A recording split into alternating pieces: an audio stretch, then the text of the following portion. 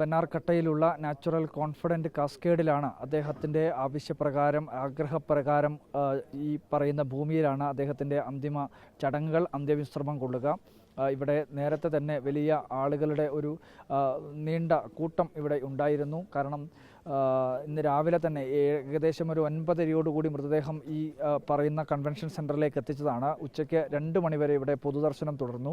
അതിനുശേഷമാണ് ആ പള്ളിയിലേക്ക് കൊണ്ടുപോയി അവിടെ ശുശ്രൂഷകൾ പൂർത്തിയാക്കിയതിന് ശേഷം ഇപ്പോൾ 4 മണിക്ക് മുൻപായി ഇവിടത്തേക്ക് മൃതദേഹം എത്തിച്ചത്. ഇവിടെ ഇപ്പോൾ ബന്ധുക്കളും സുഹൃത്തുക്കളും അദ്ദേഹത്തോടൊപ്പം ജോലി ചെയ്തവരും അദ്ദേഹത്തിൻ്റെ സ്ഥാപനത്തിൽ ജോലി ചെയ്തവരും ഈ നാട്ടിലുള്ളവരും അങ്ങനെ അദ്ദേഹത്തെ വളരെ പ്രിയപ്പെട്ടതായി കണ്ട ഒരുപാട് പേർ ഈ പറയുന്ന ചടങ്ങിൻ്റെ ഭാഗമാകാൻ വേണ്ടി ഇവിടെ എത്തിയിട്ടുണ്ട്.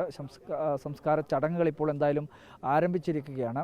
ഏറ്റവും പ്രധാനമായി വലിയ രീതിയിൽ ഓരോ നിമിഷത്തെ ജീവിതത്തെപ്പറ്റിയും കോൺഫിഡൻറ്റോടുകൂടി അതിജീവിക്കാനും ആത്മവിശ്വാസത്തോടു കൂടി നേരിടാനും ഒക്കെ നിരന്തരം അദ്ദേഹത്തിൻ്റെ സോഷ്യൽ മീഡിയയിലൂടെയും അതുപോലെ തന്നെ ഒരുപാട് ഇൻ്റർവ്യൂകളിലൂടെയും ഒക്കെ ജനങ്ങളോട് സംവദിച്ചിരുന്ന മനുഷ്യനാണ്.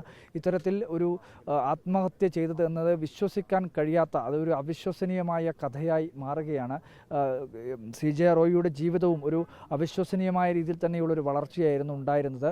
അത്രയും വലിയ രീതിയിൽ വളരെ പെട്ടെന്ന് തന്നെ കഷ്ടപ്പാടുകൾ കൊണ്ട് പടുത്തുയർത്തിയ വലിയ സാമ്രാജ്യമായിരുന്നു അദ്ദേഹത്തിൻ്റേത്.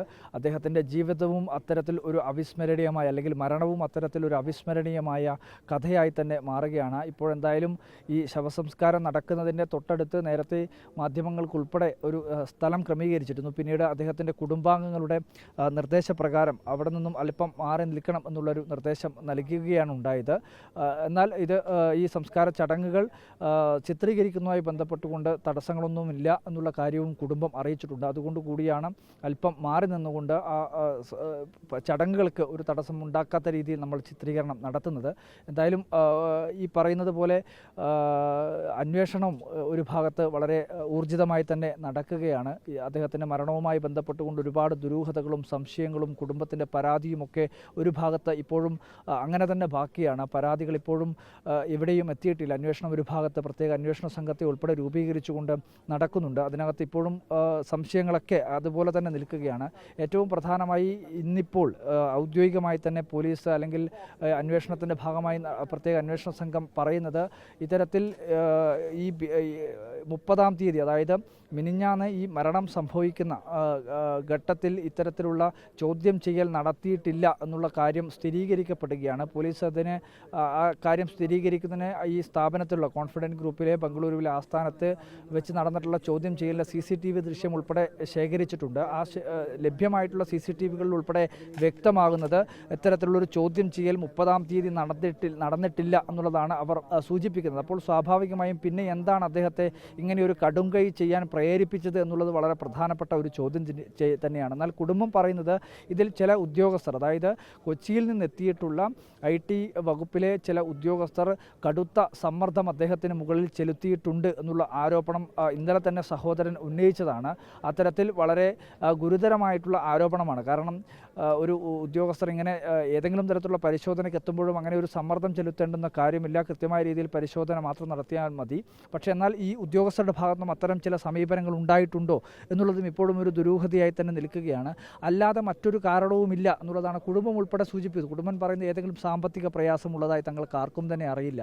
അതുപോലെ ഏതെങ്കിലും മാനസിക പ്രയാസമുള്ളതായി തങ്ങൾക്ക് ആർക്കും തന്നെ ഇത്രയും കാലത്തിനിടയിൽ ഓരോ ഇൻ്റർവ്യൂകളിലും ഓരോ മനുഷ്യരോട് സംസാരിക്കുമ്പോഴും ഒക്കെ വളരെ ആത്മവിശ്വാസത്തോടു കൂടിയും കരുത്തോടു കൂടിയും മാനസിക ധൈര്യത്തോടു കൂടിയും ഒക്കെ പെരുമാറിയിട്ടുള്ള ഒരു മനുഷ്യൻ ഇങ്ങനെ ഒരു ആത്മഹത്യ ചെയ്യുമെന്ന് തങ്ങൾ വിശ്വസിക്കുന്നില്ല എന്ന് തന്നെയാണ് കുടുംബം ഉൾപ്പെടെ സൂചിപ്പിക്കുക. അപ്പോൾ സ്വാഭാവികമായും ഈ ചോദ്യം ചെയ്യലിനിടയിൽ കഴിഞ്ഞ ജനുവരി 26-ാം തീയതി വരെ അദ്ദേഹത്തിൻ്റെ സമൂഹ മാധ്യമ അക്കൗണ്ടുകളിൽ പരിശോധിച്ചാൽ നമുക്ക് തന്നെ മനസ്സിലാവും അദ്ദേഹം വളരെ സജീവമായി ഇടപെട്ടിരുന്നു, സജീവമായി കാര്യങ്ങളെപ്പറ്റി സംസാരിക്കുകയും ഒക്കെ ചെയ്തതാണ്. പക്ഷേ അതിനുശേഷം 26-ാം തീയതിക്ക് ശേഷം അദ്ദേഹം ഒരു കാര്യവും സോഷ്യൽ മീഡിയയിൽ ഉൾപ്പെടെ പോസ്റ്റ് ചെയ്തിരുന്നില്ല. പിന്നീട് 28-ാം തീയതിയാണ് ആദായ നികുതി വകുപ്പിലെ ഉദ്യോഗസ്ഥർ ബംഗളൂരുവിലെ കോൺഫിഡൻറ്റ് ഗ്രൂപ്പിൻ്റെ ആസ്ഥാനത്ത് പരിശോധനയ്ക്ക് എത്തുന്നത്. അതിനുശേഷം 30-ാം തീയതി 3 ദിവസം തുടർച്ചയായ രീതിയിലുള്ള പരിശോധനയായിരുന്നു.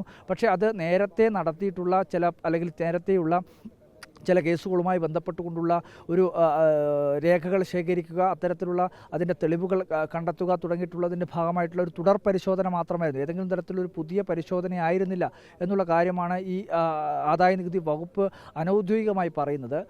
അപ്പോൾ അങ്ങനെ ഒരു സാഹചര്യത്തിൽ ഈ തുടർ പരിശോധന നടത്തുന്നതിനിടയിൽ സമ്മർദ്ദം ഉണ്ടായിട്ടുണ്ടോ തുടങ്ങിയിട്ടുള്ള കാര്യങ്ങളിലെല്ലാം തന്നെ ഒരു വ്യക്തത വരേണ്ടതാണ്. എന്തായാലും ഒരുപാട് സംശയങ്ങളും ദുരൂഹതകളും ഒക്കെ ബാക്കി നിർത്തിക്കൊണ്ടാണ് CJ റോയ് ഈ മണ്ണിൽ നിന്നും വിട പറയുന്നത്. അദ്ദേഹത്തിൻ്റെ ആഗ്രഹപ്രകാരമാണ് നാച്ചുറൽ കോൺഫിഡൻറ്റ് കാസ്കേഡിൽ ബന്നാർഘട്ടയിലെ ഈ ഭൂമിയിൽ അദ്ദേഹത്തിന് അന്ത്യവിശ്രമം നൽകാൻ വേണ്ടി കുടുംബം തീരുമാനിച്ചത്. കഴിഞ്ഞ ദിവസം നിശ്ചയിച്ചിരുന്നത് മറ്റൊരു സ്ഥലത്ത്, അതായത് സഹോദരൻ്റെ വീട് നിൽക്കുന്ന ഇതിന് തൊട്ടടുത്ത് ഒരു സ്ഥലത്ത് ഈ ശവസംസ്കാര ചടങ്ങുകൾ നടത്താമെന്നുള്ളൊരു ആലോചനയായിരുന്നു ആദ്യമായി പൂർത്തിയാക്കിയത്. എന്നാൽ പിന്നീട് അദ്ദേഹത്തിൻ്റെ ഭാര്യയോടും മക്കളോടും ഒക്കെ സംസാരിക്കുന്നതിനിടയിലാണ്, അല്ലെങ്കിൽ എവിടെ വേണം എന്നുള്ള കാര്യം അവരോട് സംസാരിക്കുന്നതിനിടയിലാണ് ഇങ്ങനെ ഒരു ആഗ്രഹം തങ്ങളോട് പങ്കുവച്ചിരുന്നു എന്നുള്ള കാര്യം സൂചിപ്പിച്ചത്. അതിൻ്റെ ഭാഗമായാണ് ഈ സ്ഥലത്ത് അദ്ദേഹം ബാംഗ്ലൂരുവിലൊക്കെ ഉണ്ടാവുന്ന, പ്രധാനമായും ബാംഗ്ലൂരുവിലും ദുബായിലും ഒക്കെയാണ് അദ്ദേഹം കൂടുതൽ സമയവും ഉണ്ടാവാറുള്ളത്. ബാംഗ്ലൂരുവിൽ ഉണ്ടാവുന്ന സമയത്ത് അദ്ദേഹം കൂടുതൽ സമയവും ചെലവഴിച്ചത് ഈ പറയുന്ന അദ്ദേഹത്തിൻ്റെ ഈ കൺവെൻഷൻ സെൻറ്ററും അതുപോലെ തന്നെ താമസ സ്ഥലവും ഒക്കെ ഉൾക്കൊള്ളുന്ന വളരെ വിശാലമായ രീതിയിൽ വലിയ ഗ്രൗണ്ടുകളും പാർക്കുകളും ഒക്കെ ഉൾക്കൊള്ളുന്ന തരത്തിലുള്ള ഈ നാച്ചുറൽ കോൺഫിഡൻറ്റ് കാസ്കേഡിൽ തന്നെയായിരുന്നു.